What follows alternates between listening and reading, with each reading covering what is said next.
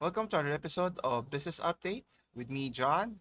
In this week's episode, we'll be talking about how Amazon is generating their business, in particular the ad revenue businesses, which generate a substantial amount in the sum of 21 billion. Later, we'll be also talking about what's the update with regards to GPU shortage. Are you able to buy a GPU for your gaming experiences or even for work related purposes? So we'll talk about that. And leaked news regarding Microsoft's plan to release the latest version or updated version for from Windows 10 to Windows 11. So we'll take a look at that. And finally, we'll discuss what happened in the recently concluded E3 or Electronic Entertainment Expo. So a lot of games was discussed. Was it any interesting? Is it worth our while? So do we have a lot of things to look forward for for gamers here. So for our first main topic here, so as mentioned, so Amazon obviously is known for their e-commerce platform for selling a lot of products online to many consumers worldwide. Now, one thing that many might not know is that they generate businesses or revenue from other businesses as well. You have their cloud business, their web services, and even here in the advertising businesses. And earning 21 billion in your ad business is a pretty significant amount. So, question is, what makes them generate so much revenue in that aspect? And obviously, the demand for uh, products being bought online has been growing steadily, in particular from last year, and it's continuing this year. And obviously, people's preferences have shifted from typically purchasing items uh, on a physical store has now shifted towards to more online retail stores. Uh, and according to an article here in businessinsider.com, it mentions that an e-marketer mentions that Amazon has claimed 10% of the US digital ad market in 2020 alone, which is 3 points higher from compared to previous year. So it's not just Amazon who's competing for advertising revenue. You also have Google and you also have Facebook, just to name a few, who are generating their revenue through ad campaigns here. Now, question is, how big is the advertising spending in terms of Amazon? So let's see here. So it mentions that Amazon made about 21.5 billion dollars with capital B from advertising alone. And that's significantly higher from 9 billion the year before. So meaning obviously with coupled with the pandemic that happened last year, people are stuck at home, so they need to buy their stuff, you know, so they have to find an alternative, which is, Amazon's there to provide that service. And what's interesting here, it's not the biggest revenue generating for Amazon here. As I mentioned, you have Amazon Web Services. You also have its cloud businesses. But what's interesting that their advertising business has been growing steadily, and it's one of the fastest growing areas in their company here.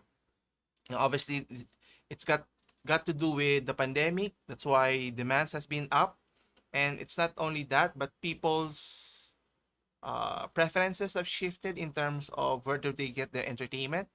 And what's interesting here, it used to be that people are fond of watching television, cable TV, and so forth, has now shifted to streaming services, and advertisers have shifted their budget from focusing on TV formats now to streaming services and even through shopping advertisements. So obviously, as Amazon's advertising has grown, since people do more of their shopping online, so obviously Amazon has been capitalizing on this shift. And what's interesting here, what does the advertising technologies role in terms of Amazon's ads business? Now, it's not just that they're selling a product or service here, but they also collect tons and tons of data from their millions and millions of subscribers in their platform. Collecting those data can generate them a substantial revenue. Obviously, if an advertiser is, let's say, selling you, let's say, shoes, smartphones, or any particular product, they could easily target that specific product for a particular audience or customers. And since they have, they have access to your data, they generate their revenue. So similar to how Google generate their revenue, similar to how Facebook generate their revenue. What's interesting, obviously, those companies rely more on their ad revenues, not more so for Amazon here, but it's still a pretty significant revenue generating machine here. So question here is, uh, how can companies, take advantage of this? Obviously, by paying a substantial amount. So whether you like it or not, whether it's going to be cheap or expensive, what's interesting with better technology, obviously using AI or machine learning, they could easily craft an advertisement that is tailor fit to their customers' needs.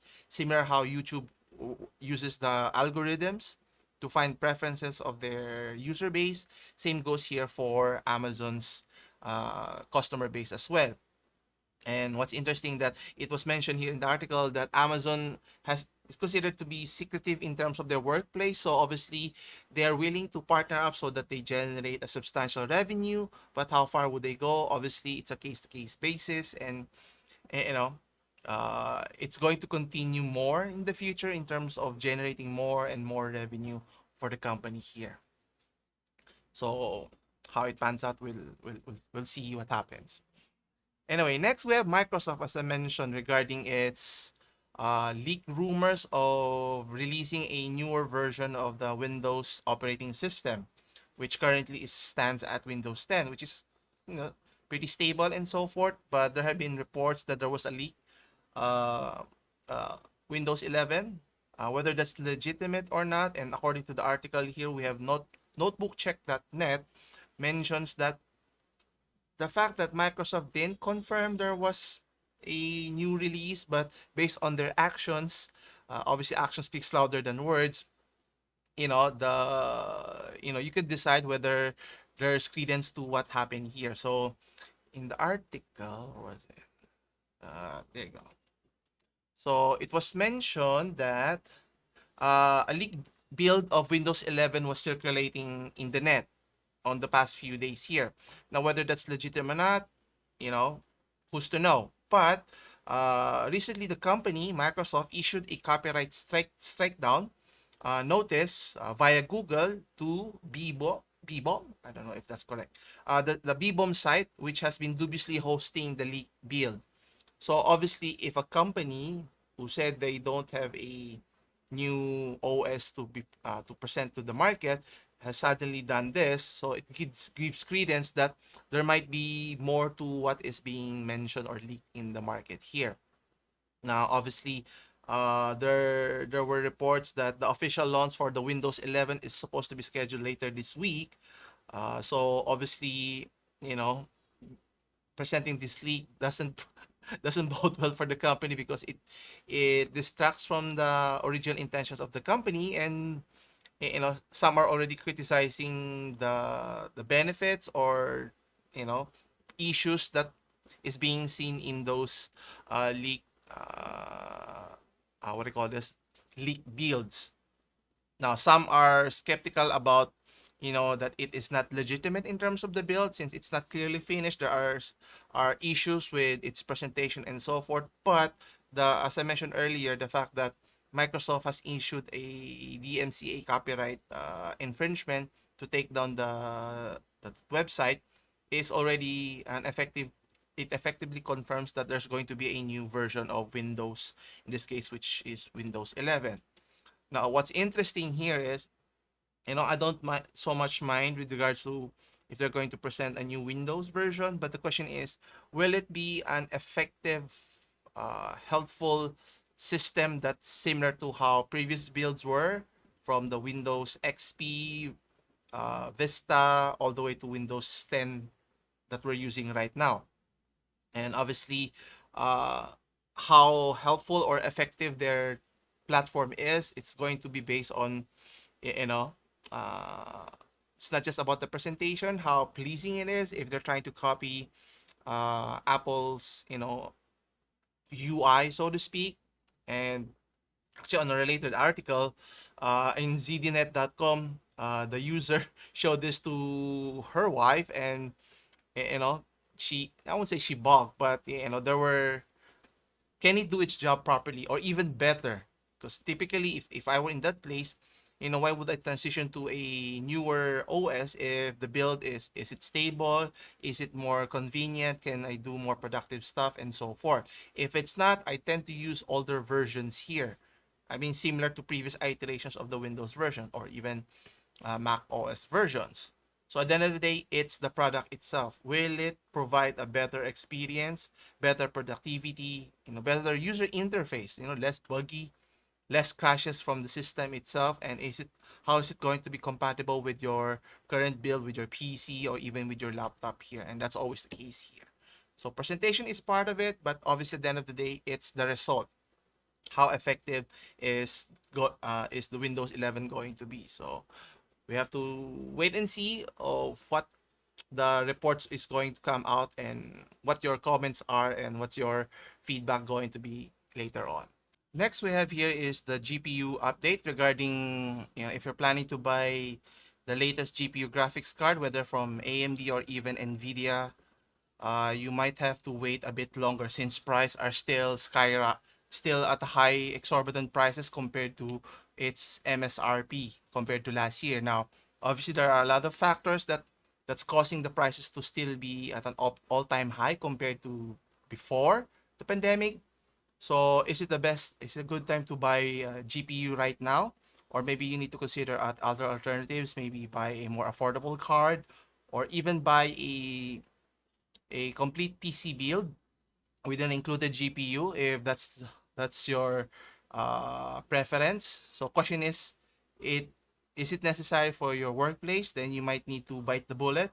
But for those enthusiasts, for gamers, maybe if you can hold a little bit longer, longer meaning more longer than necessary, a few more months with regards to the availability of those prices of those GPUs. Now, even though it's available, the prices is still considerably high. Now, according to the article here at techspack.com, they mentioned that the situation is available, but terribly available because it's still commanding a high price premium for those GPUs.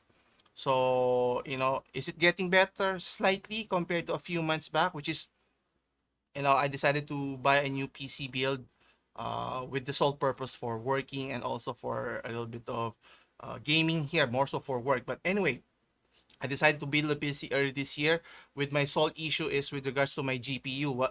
Unless there's no GPU, how can I use my PC, right? And thankfully, I was able to buy a, you know, RTX 3070, and I have to pay substantially higher, not necessarily double, but more than $100 difference from the MSRP. Considering the value now, it's almost twice of what I paid before. So, is it a good investment? Again, it all depends on your urgency of need. If it's for work related, then you're stuck with it, so you have to buy or pay for a premium. But for everyone else, if you can hold on, maybe use your own laptop or buy a new laptop and so forth, then that's something you have to consider here. Anyway, obviously, the processor, CPU processor is doing much better compared to the GPU market. So if you're planning to buy a PC, Intel's processor could be a great value here, in particular the 10th generation, which is what I bought here a few months back. So I think I bought the 10900K here. So it's pretty fast and coupled with the RTX 3070, so it's a good combination and so forth. But again, the GPU market is, it's not doing any better. And look at the situation here in Australia. So you can buy a GPU right now, but prices are exorbitantly high. Maybe with the exception of the RTX 3060. So you have to buy it in bundle with the PC and so forth. But the price is still high. And another example is like the one I mentioned, the RTX 3070 is considerably, you know, expensive, 2.5 times higher than the MSRP. And another example is the AMD Radeon RX 6700, which is considered cheaper, but it's now selling $400 more expensive than the slated MSRP, or 20,000 more expensive. So Is it a good buy? Yeah, I tend to hold off if you don't really need the GPU right now. On other continents in Europe, you have Germany. Again, the RTX 3070 here is going to cost you 1100 euros here. So it's not going to be cheap. So, you know, what could be the cost here for this increase of price? Well, it was mentioned here that the culprit could be the cryptocurrency demand has been an all-time high. Obviously, cryptocurrencies rely on GPU to mine for cryptos. So, but the thing with cryptocurrency, the demand for it or the pricing is keep on fluctuating. So, sometimes it goes really high, then it goes down and so forth. So, they rely on GPUs here, which is I don't know. Do you blame those people who are into cryptocurrency, or do you blame the manufacturers for primarily creating one type of GPU for both application? Now, obviously, it makes sense for the GPU makers like Nvidia to create those, so it benefits them to sell more of their products. But you know, they mentioned earlier that they're going to release a product that's separate for cryptocurrency application versus for PC application for gaming or productivity purposes. But either way, now cryptocurrency's volatility has dipped downwards in terms of its value.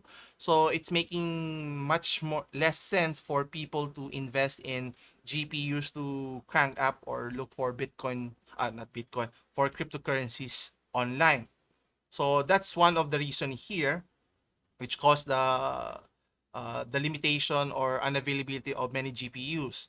But that's not the only reason. Now, it was also mentioned the shortages of raw materials. Obviously, when the pandemic happened, the lockdown, many of the manufacturing businesses has to shut down and shut down for some time.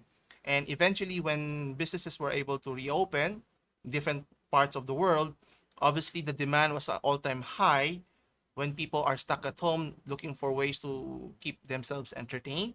So PC is one of the most heavily commonly used, and it doesn't just stop with the PC. You have consoles from the PlayStation, from the Xbox, the Switch, and many other devices, even smartphones. So with the limitation of the raw materials, it will drive up prices, and obviously for companies, they've set a fixed price already. So either you have to wait or pay an exorbitant price. So they have to decide there. So the raw materials is another culprit for the increase of GPU prices. You have limited wafer productions at fabrications, then component shortages, they're all intertwined, and you have also high logistics cost for international shipping. So let's say you're ordering for TSMC in Taiwan or any card manufacturers in Taiwan, and you have to ship it worldwide, and costs are going to be high, and it contributes to the reasons why many GPUs prices are still considerably extremely expensive. So why are GPUs more available now than in previous month? As I mentioned, with the cryptocurrency making it difficult to access or acquire GPUs here. But the good thing here is the GPU's demand for in the cryptocurrency has been slowing down, or there's a reduction in a sense. So not totally stop, obviously, but it's good news, but not soon enough for many of us here. Now they've been considered the lowest in many months, but it's still a long ways here. So let's take a look at the prices here. So just to give you an idea of how much you're going to spend if you really wanted to buy one right now. So where is it? Okay, yeah. So as you can see here, the Ethereum's pricing has been fluctuating now compared to before after April. So it's still trending upwards, right? But by May, when it reaches all-time high at around $4,000 and it dipped down. Now, obviously, the demand for GPU always coincides with how the demand for cryptocurrency pricing, in this case Ethereum, is fluctuating. So there's a slight decrease in the demand for GPUs, but it's not totally dead yet. So let's take a look in the pricing here. So here's a pretty good example. So if you're interested in GPUs here, so you might be looking for, let's say, a 3070, 3080, or even 3090. So take a look here. So the most expensive graphic card is the 3090, obviously. So at MSRP, it's selling at around $1,500, right? So it's pretty expensive already considering. Now, if you were to look at the average price in eBay compared from March, which is 3,000, that's twice the amount, and look at the average by May, it's going even higher. And then if you look at by June, it suddenly dipped back to around almost to $3,000, but it's still pretty significant. It's almost twice what you have to pay here. So is it worth it to pay for double the amount, meaning you could have bought two 3090s by then? So it's obviously a debate whether does it make sense. Now, in my case, for my 3070, it's retailed at $500, and I paid $700 for it, so more expensive than the retail price, but way cheaper than what it's being advertised now in the market. So you have to pay twice or even thrice the amount. So you could just imagine, the craziness of being able to buy a GPU. Now, unless money is not an issue to you or to anyone, then you can bite the bullet. But for the majority, obviously, you're looking for value here, and even if the current pricing now is significantly lower than in previous months, but it's still more than twice what you're supposed to be paying for the MSRP here. And if you look at the data here, looking at the different brand or different models, you see it's almost 100% more expensive. You're paying almost twice the amount here. So on average, you're paying more than 100% of the MSRP, which is not a good value for any of the RTX or even Radeon graphics card here. And you can take a look here. Even the Radeon 6700 XT, which is priced at less than $500, you're paying twice the amount here. So is it really worth it? I think twice before I'd buy one. Luckily for me, as I mentioned earlier, when I bought the 3070, yeah, I paid more for it, more than $500, but it's not more than $1,000 that what's being priced right now. Otherwise, I would have built my PC if the price is way too expensive. But did I pay more for it than the asking price in MSRP? Yes, I did. 700.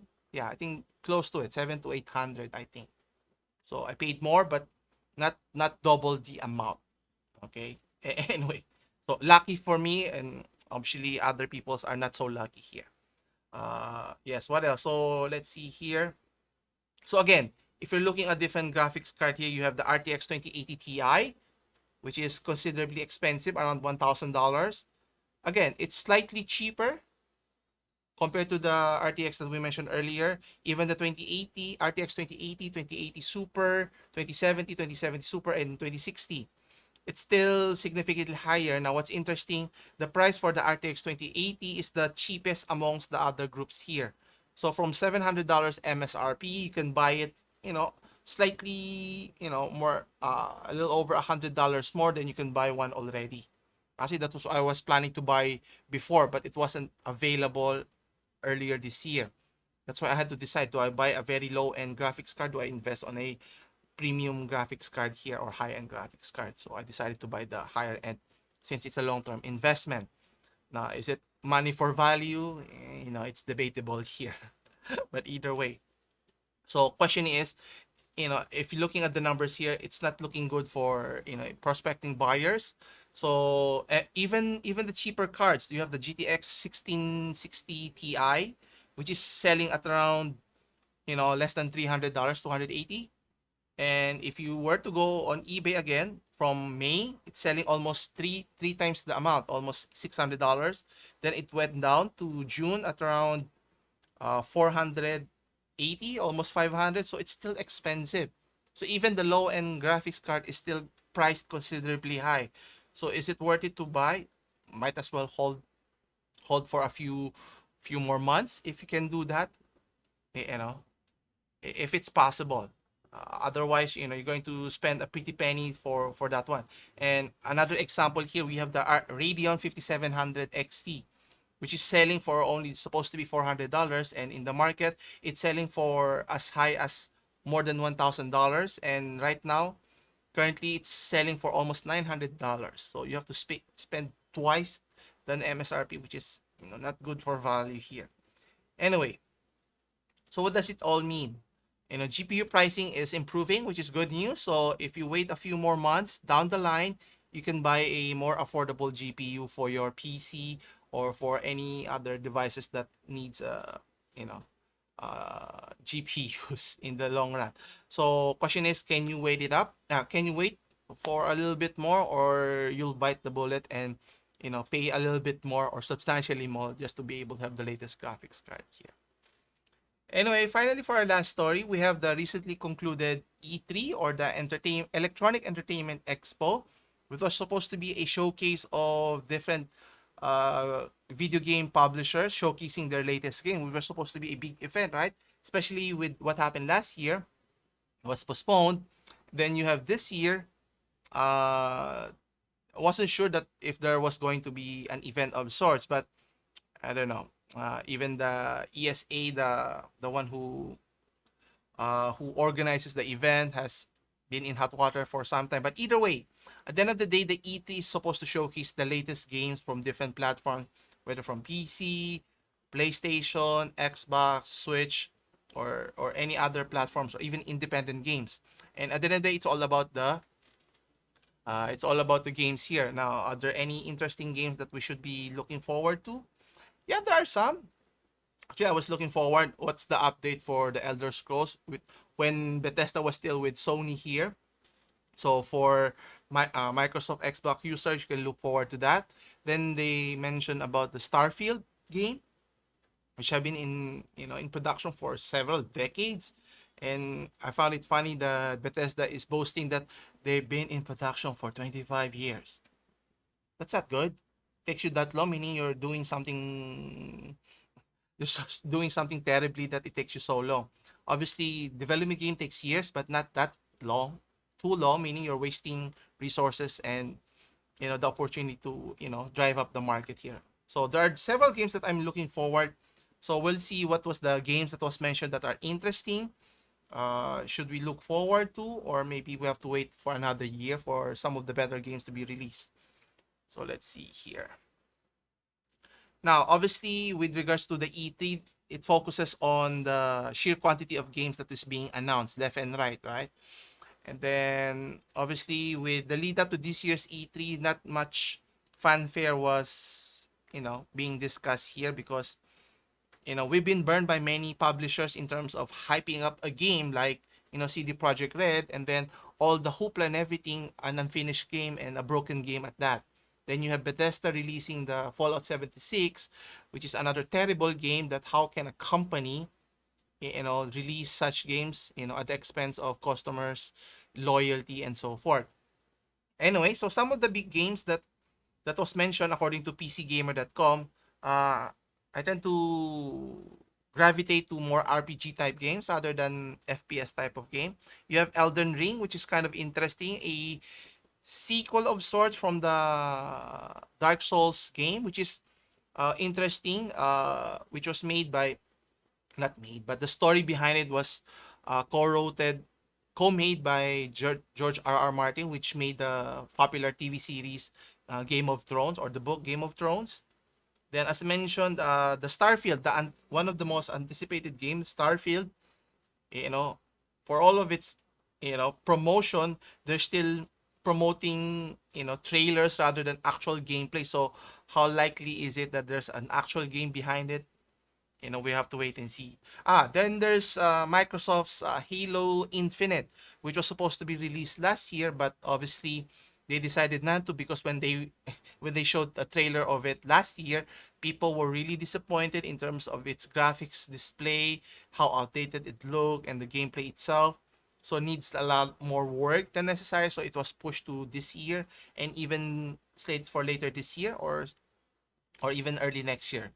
And then you have Final Fantasy Origins here, which is kind of interesting here. So the trailer was kind of interesting. So not, I won't say not your typical Final Fantasy game genre anymore, but is it getting too stale in terms of Final Fantasy game after the release of the Final Fantasy VII remake here? So anyway, let's take a closer look here.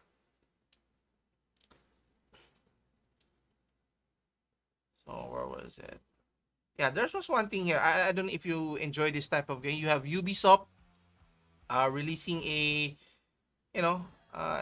fun game, enjoyable game.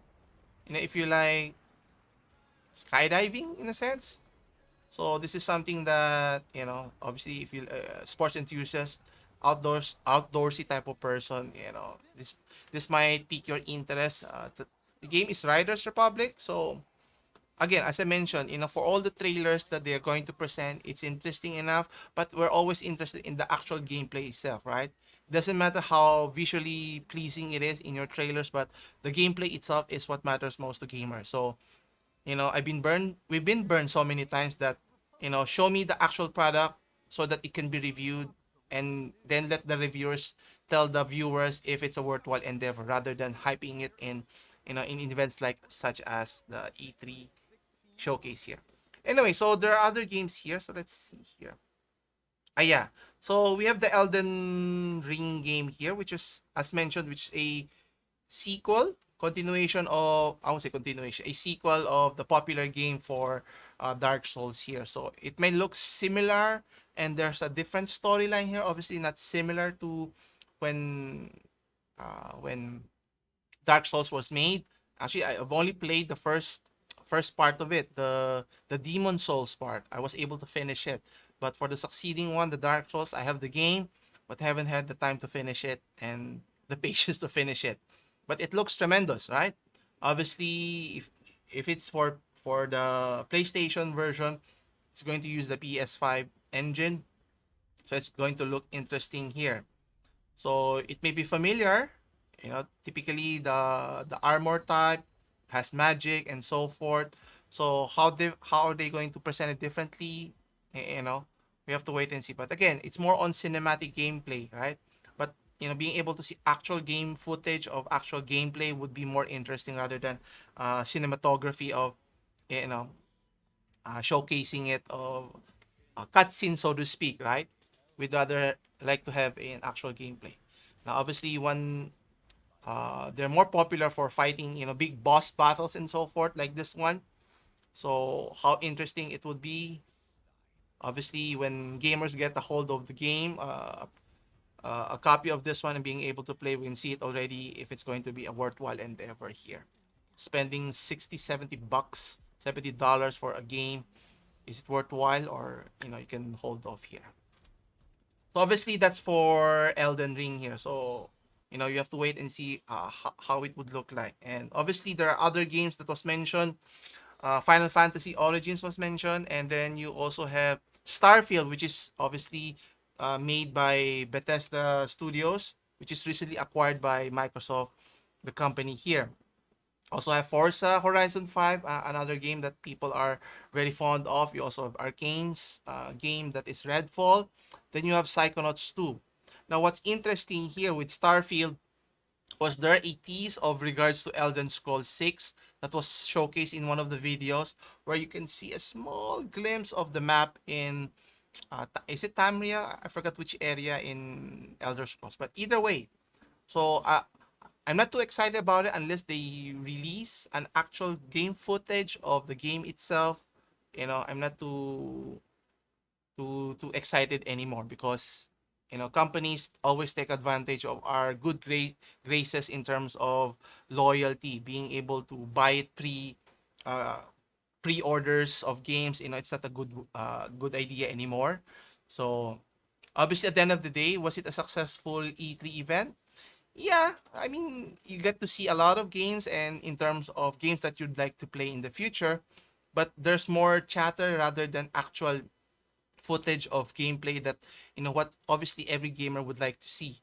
If it's a fighting game, you want to see actual fighting. Obviously, if it's an RPG, you want to see some actual, role-playing footage for that character and so forth. But anyway, so obviously games would still be continued to release. So if you're interested, something to look forward later this year in Christmas holidays around December. So what games would you like to buy here? Anyway, that's it for today. So thank you again for watching. Come back again on Wednesday for more business update. As always, if you enjoyed watching this video, hit the like and subscribe button. As always, I'll see you in the next video.